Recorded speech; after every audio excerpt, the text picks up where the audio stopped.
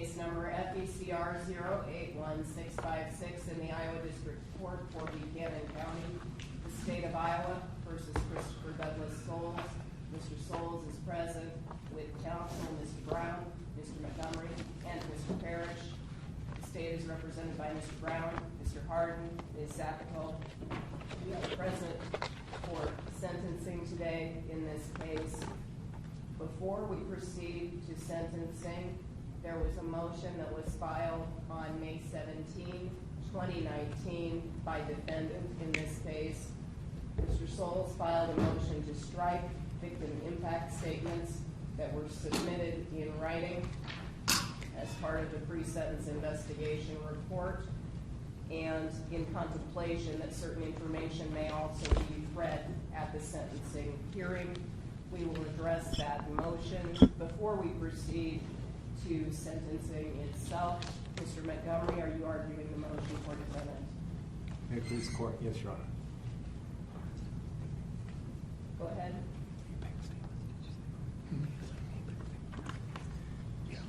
Thank you, Your Honor, and counsel. Your Honor,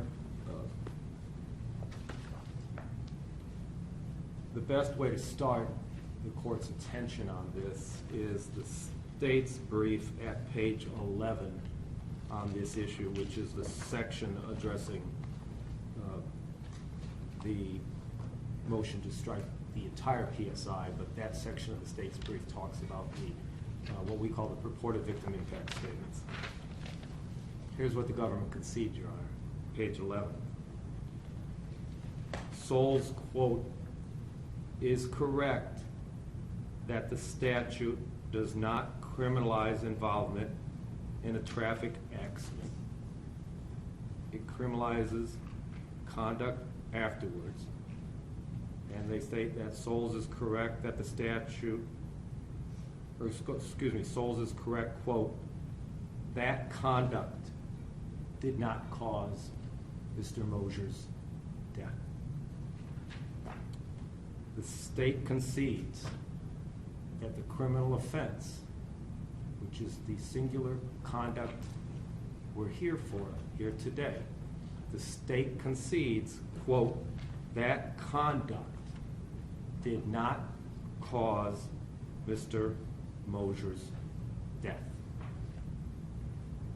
The only way, Your Honor, under the law for such purported statements to be received would be pursuant to 915.10 of the Iowa Code. That specifically describes victims, and there are two different classes of victim. One is a victim, and the other is essentially successor to the victim in the case of a death. 915.10(3) specifically requires that a victim means a person who has suffered as the result of a public offense.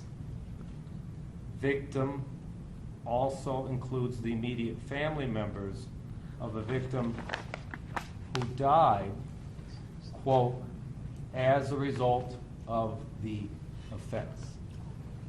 The state has conceded that the death did not come as a result of the offense. The law, therefore, doesn't allow it as a victim impact statement.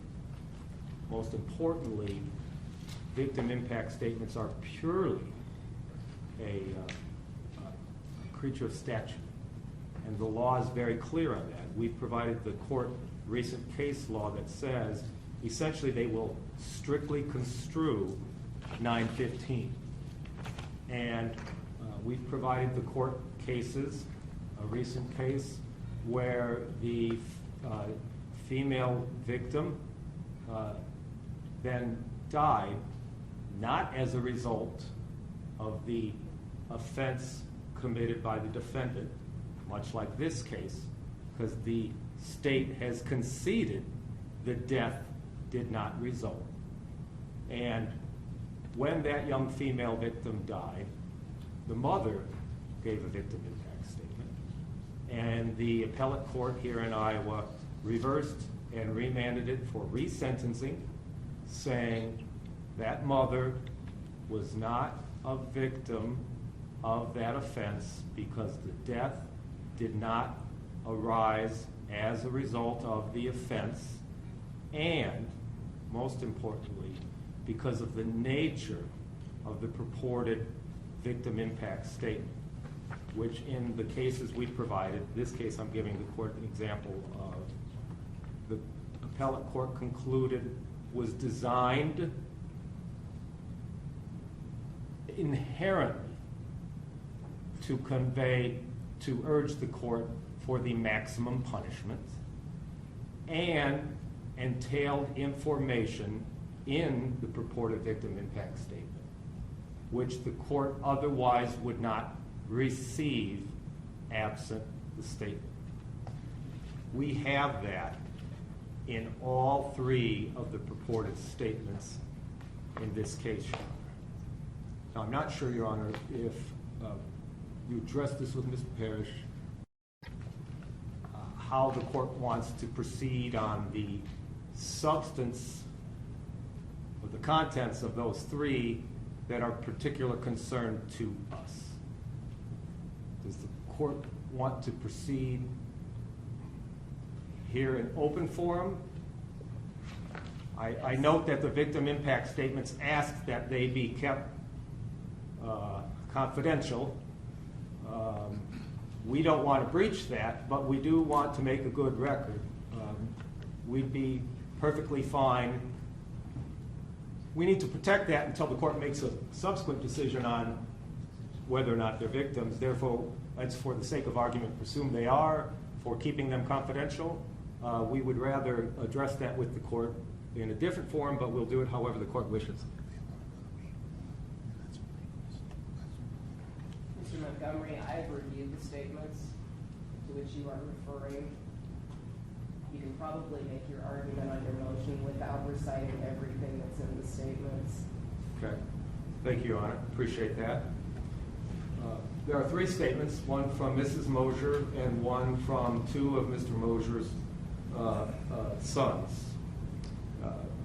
All three of them inherently are inextricably premised upon the faulty premise that the death of their husband or father was the fault of Mr. Souls.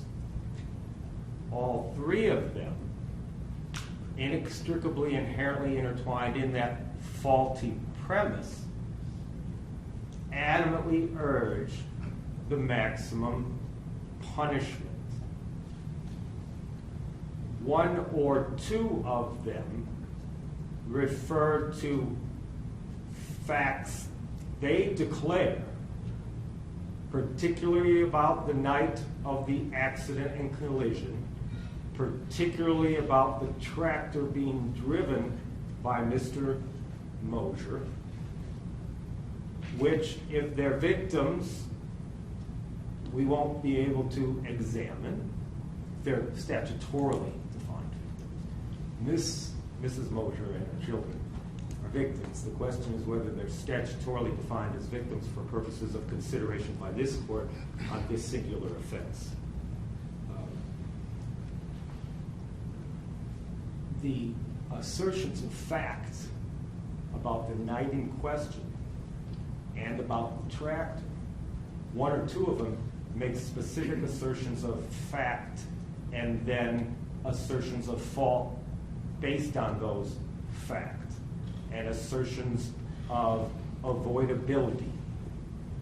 Those are fighting issues that have nothing to do with the current offense, which is failure to leave registration after an accident, when the state concedes no fault in causing the accident and no fault in causing the death arising from that offense.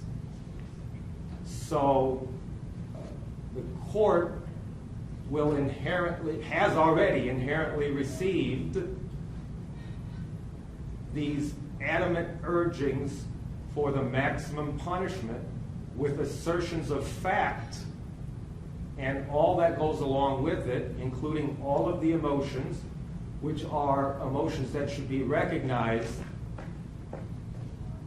in the grieving process of all human beings, but that's different in what should be recognized and considered statutorily in a legal proceeding on a singular offense that the state concedes didn't cause the death and didn't cause the accident too. In the cases that we have submitted to the court, although people who would conceivably be thought to be victims, the mother of the deceased victim in the sexual exploitation case, aunts and others, who are in our greater sort of vernacular as human beings, clearly victims, were determined by the appellate court not to be victims pursuant to 915.10. And because they inherently included information relative to the maximum punishment and assertions of fact, they were prejudicial, should not have been considered, and resentencing was urged, or was required by the court. Again, Your Honor, it's not to make light of the loss and the grief to the Mosier family, but there are constitutional protections. Article 1, Section 9 of the Iowa Constitution is a long-standing fundamental legal principle, which, by the way, we assert to Your Honor is more controlling than 915.10. And to the extent any court thinks 915.10 might direct this way, but if going that way conflicts with Article 1, Section 9, it's fundamental law that Article 1, Section 9 prevails over a statutory provision drafted some 200 years later. Article 1, Section 9 says the right to trial by a jury shall remain inviolate. What that means is we cannot in any way infringe upon an individual citizen's right to have a fundamentally disputed question decided by a jury of his or her peers. 12 members of an accused community, Article 1, Section 9 demands, must decide if an accident was avoidable, or if an accident was attributed, or if death was attributed. So it can't be taken lightly. Now, I will tell the court, as this court well knows, Iowa's Supreme Court's analysis, independent analysis of our own state constitution is a recent thing. The cases that we've provided to the court have reached the decisions on statutory grounds. We're urging constitutional grounds in addition to that. Now, we believe the cases we've provided to the court makes clear that on statutory grounds, they're not allowed. But the court has an additional question here. Now, I assert to the court, if the court finds and agrees with us that they're not statutorily victims under the statute and that they shouldn't be considered, the court doesn't have to deal with the complex issue of the right to trial by jury. If, however, this court is inclined to think they could conceivably fit within the statutory definition, the question then is in the court's lap to determine, and we ask the court to adjudicate both today. Not the constitutional one, if you give the answer the defendant is requesting on the first issue, before we proceed with the sentencing and the PSI and the like. But we have searched diligently, Your Honor, and have not found a single case similar to this, where the efforts being made by the state here have been approved by the appellate court, recognizing in a situation like this, victims. We did provide the court with, and I think, Your Honor, it's the Tesh case, 2005. And in the Tesh case, that's instructive, Judge, because it was a defendant who knocked down traffic barricades and traffic signs and then pled guilty to some offense associated with that, let's say criminal mischief or destroying public property, etc. And the defendant in that case then argued on appeal, well, that's a property offense, and the victim is the state. And the appellate court, in its wisdom, and we perfectly agree with the appellate court, said that's way too narrow a reading.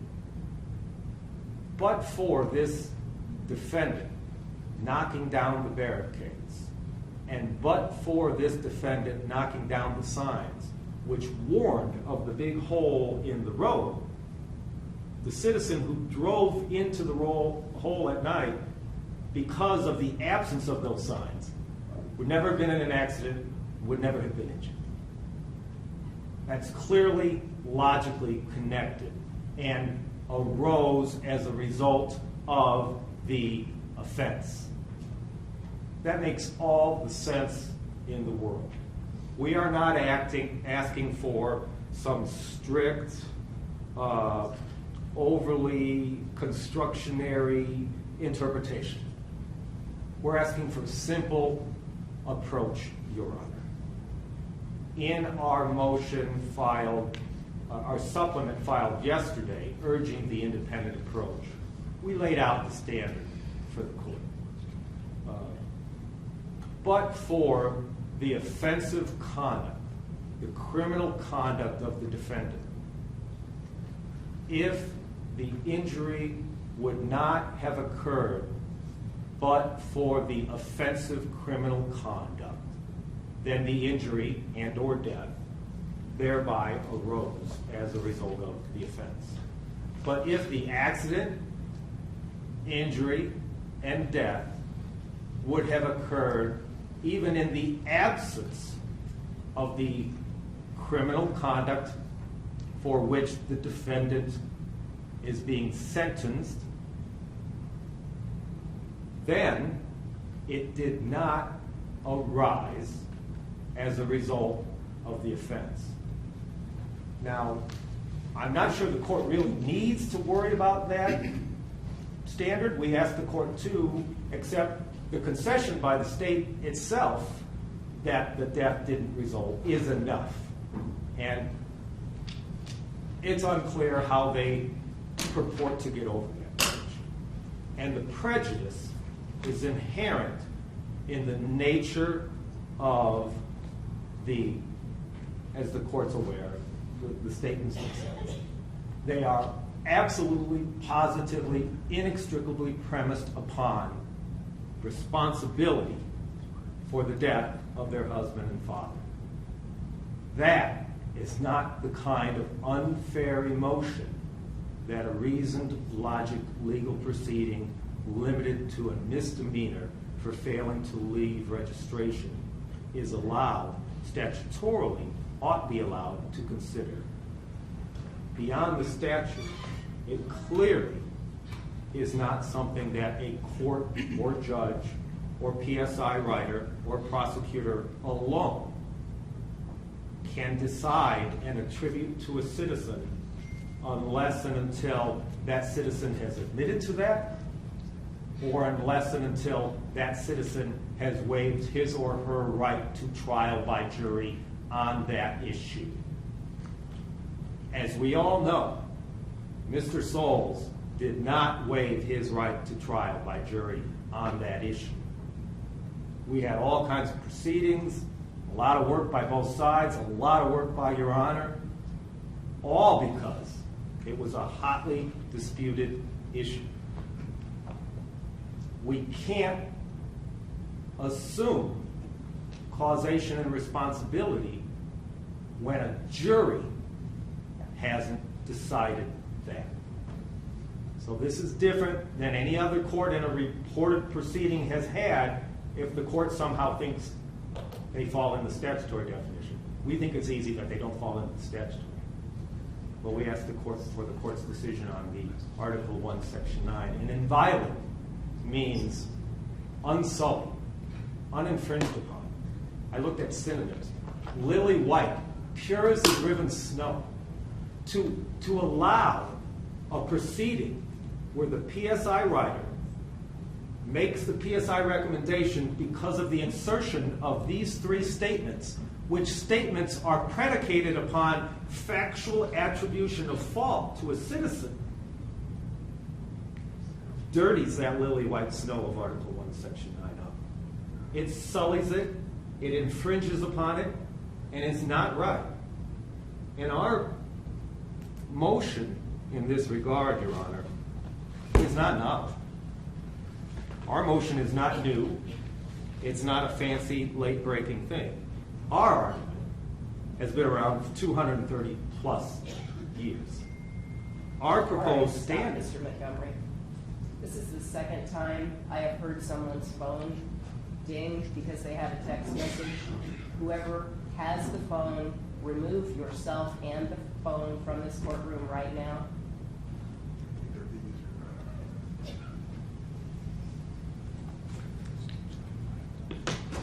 Thank you. Mr. Montgomery, I'm sorry, go ahead. Thank you, Your Honor, I appreciate it. What I was saying, Your Honor, is our argument is not something new and something we just self-servingly come up with for Mr. Souls because he's our client. This argument has been around for 230 plus years. Our proposed standard also is not merely some self-serving standard we willy-nilly made up. We urge this court to adopt the constitutional reasoning and logic declared just a couple of months ago in the year 2019 by our newest U.S. Supreme Court Justice, Justice Gorsuch, joined by Justice Sotomayor. And he said, it's hard to believe the right to trial by jury means less to people today than it did at the time of the adoption of the Sixth Amendment.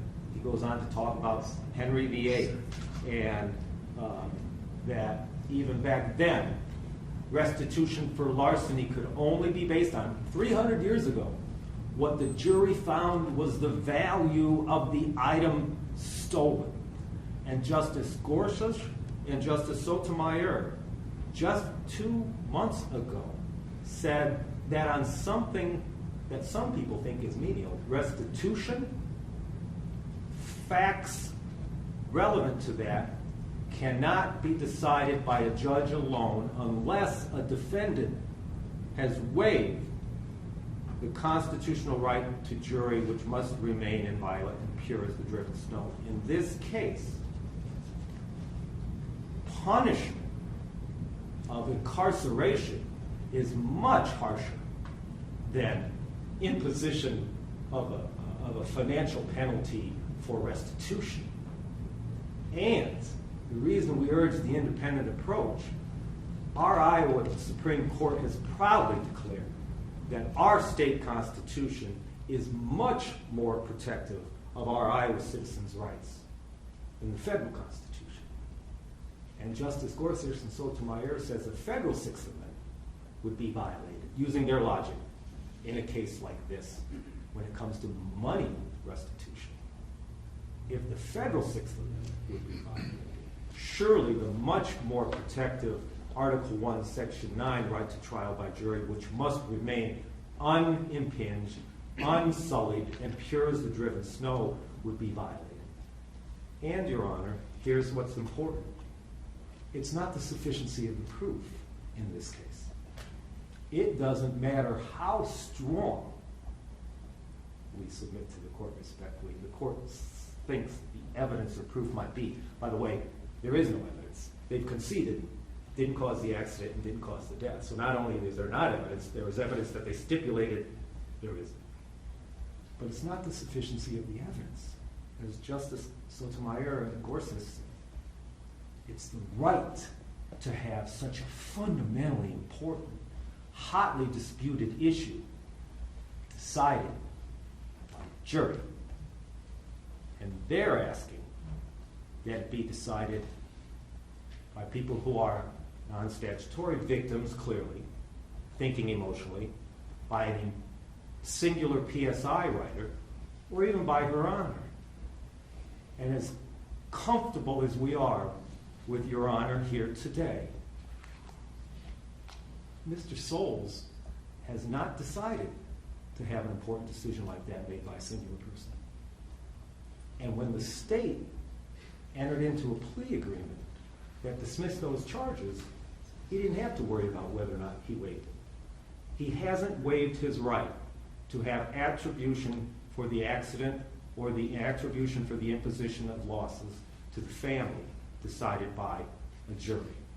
It's so emotionally inextricably intertwined to a faulty premise. One or two of them clearly refer to facts alleged of the night, including facts alleged of the tractor, including assertions of fact that it was an avoidable incident, attributing fault. None of that this court would have but for those statements. And they shouldn't be allowed to come in through confidential victim impact statements unless they meet the statutory definition, and they don't meet the statutory definition unless his singular offense for which we're here today caused the injury or death. And the state concedes at page 11 of their brief that he didn't cause the accident and he didn't cause the death. I'll engage any questions the court might have on the issue, Your Honor. Thank you. Response to the state. Thank you, Your Honor. As Mr. Montgomery pointed out, his argument is not new.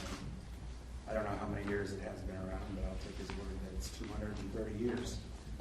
And during that time, Iowa Supreme Court has not adopted the approach that he is asking the court here to do so.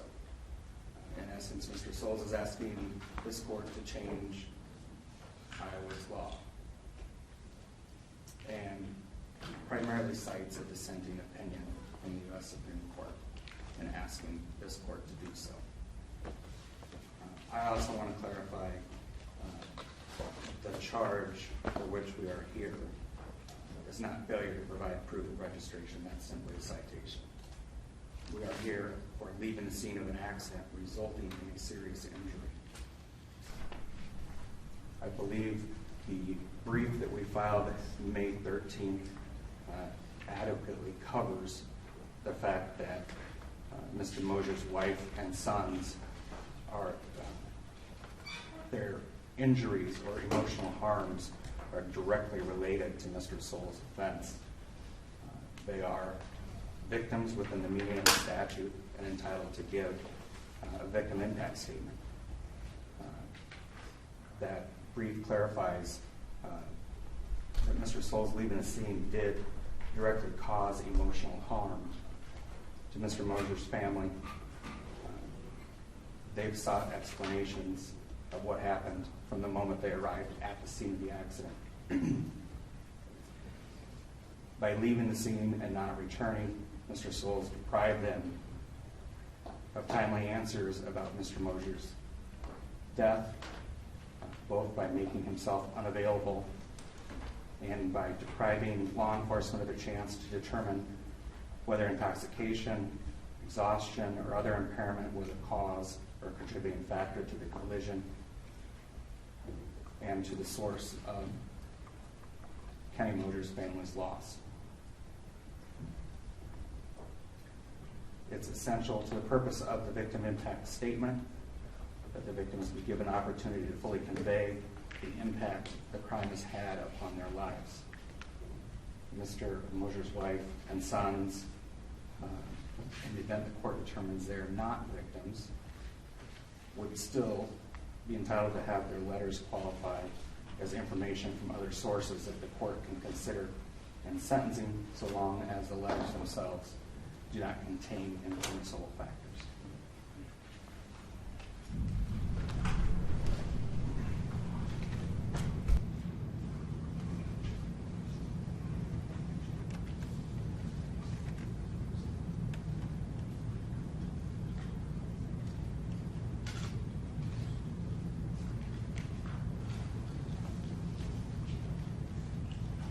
We are here for sentencing on one particular charge. And that is the charge to which defendant entered a guilty plea. The original charge in this case was amended. Defendant submitted a guilty plea to the charge as amended. What he admitted was that he drove a vehicle involved in an accident that resulted in serious injury to another person, that he knew of the accident, he knew there was an injured person, and that he did not provide all the information required by section 321-263 before he left the scene. That's what he admitted. And that's what we are here to decide the appropriate disposition for. We are not here to decide the appropriate disposition for any other charge, any other offense. Period.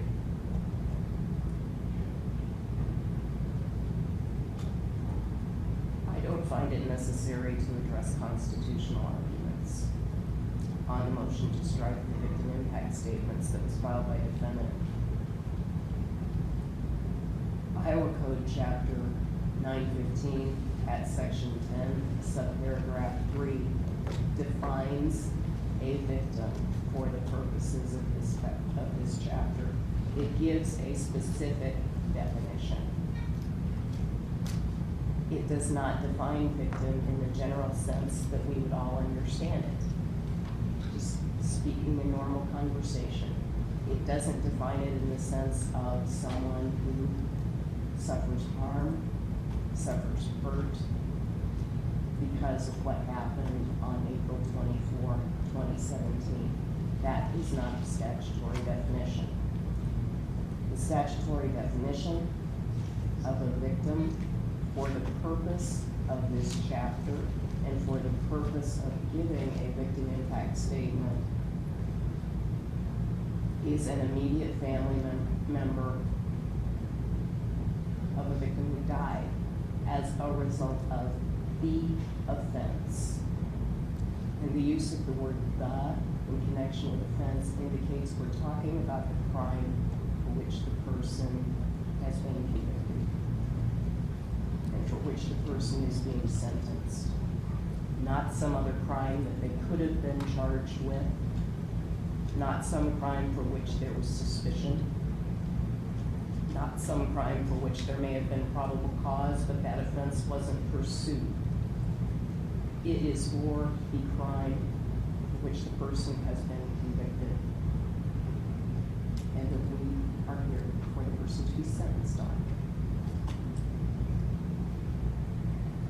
The immediate family members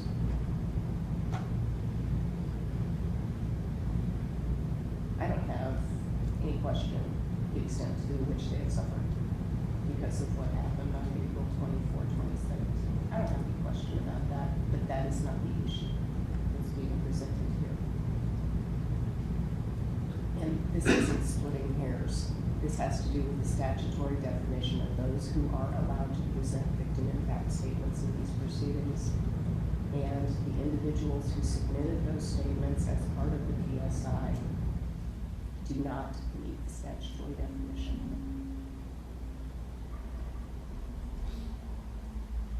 Death did not occur as a result of the offense that we're here for today. The offense that we're here for today is leaving the scene of an accident resulting in serious injury. It has to do with the violation of the reporting requirements and the responsibilities that accompany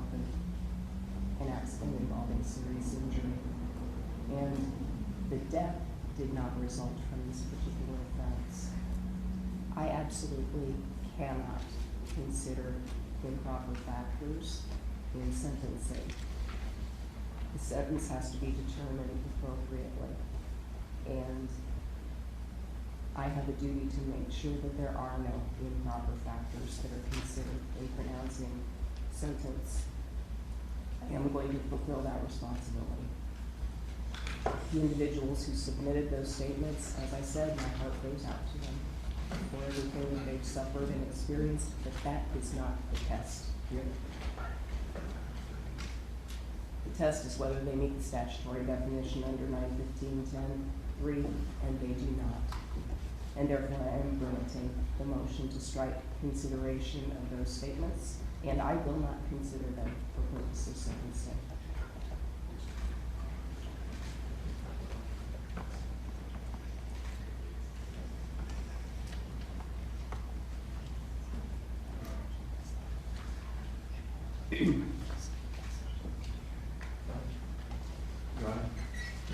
My counsel approached the bench brief. Yes.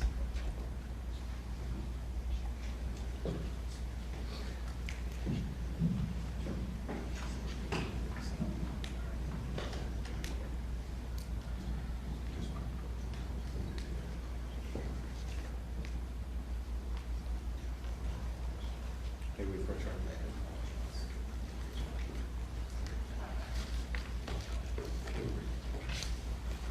Gentlemen, Which side, prefer to Jack? confer out in the hallway, please. Kind of somebody have questions about how we're going to proceed. Correct. Yeah. Can we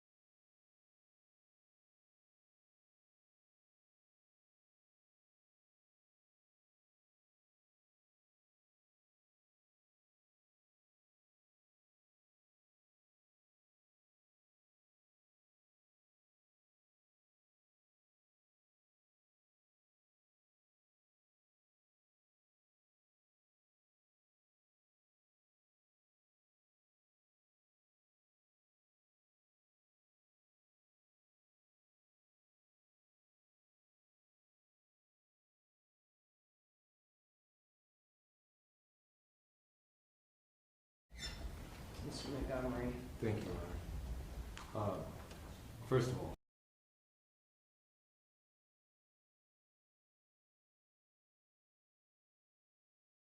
to the plea agreement.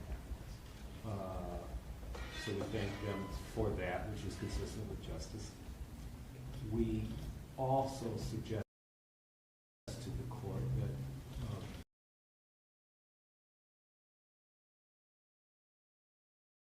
our two requests can be bifurcated. As Mr. Brown has just indicated, 6503.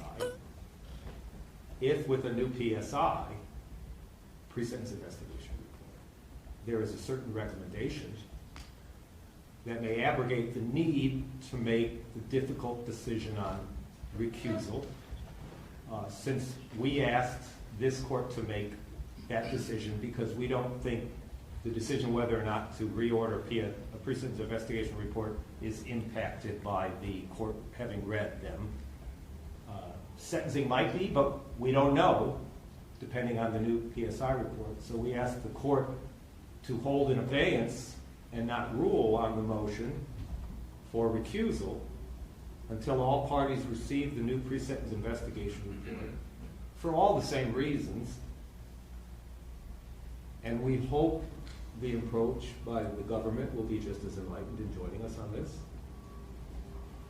We respectfully request a different pre-sentence investigator for all the same reasons that the court can't consider it, and for all the same reasons that we were compelled to move for a recusal in the first place. Quite frankly, it's just as important that the pre-sentence investigator and author and recommender not be tainted as well. So we ask this court to join, or to agree to the joint motion for the new PSI report, and respectfully ask the court just to issue a directive that it be a new pre-sentence investigation, whomever it is from the Department of Corrections, that Correctional Services, that does it, who has not been tainted by what the court has now said are stricken statements that should not be part of this process for this citizen. Mr. Montgomery, I'm not going to direct the department concerning which employee performs a pre-sentence investigation. That's beyond the scope of what I do. The department decides which one of their employees does the pre-sentence investigation report. The Department of Correctional Services will make that decision. One thing that I will point out is obviously we're in a situation where defendant entered a plea of guilty to a misdemeanor offense. I think you all know that under the Iowa Code, the court doesn't have to order a pre-sentence investigation report for a misdemeanor at all. That is discretionary with the court. I chose to exercise that discretion in ordering the report because the parties conditioned their plea agreement on the recommendations of the report. The court is not involved in plea negotiations. The state, the prosecution, decides which charge to pursue, and the prosecution and the defense conduct plea bargaining. The court is not part of that bargaining process. However, when I ordered the pre-sentence investigation report, I understood that in order to facilitate your plea bargaining process, you needed that report. That's why I ordered it, as a courtesy, so that you could engage in your plea bargaining and resolve the offense or the case in a manner that was mutually agreeable and or mutually disagreeable to both sides.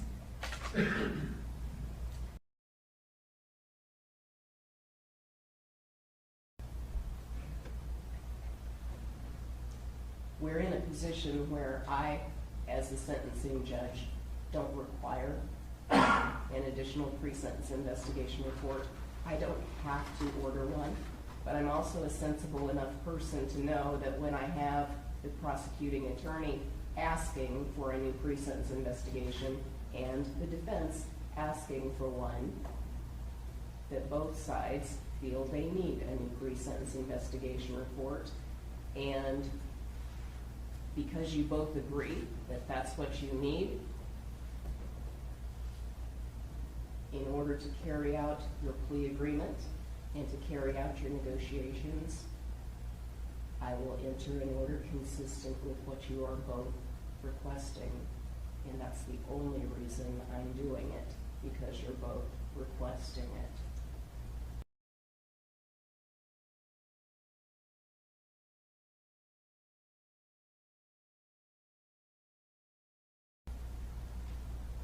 I will enter the Seats. And that's the only thing I think would be an issue here, that they don't include those factors in. very well. Anything else on behalf of the state? No, Your Honor. No. All right, we're off the Thank you, record. Judge. Thank you. No,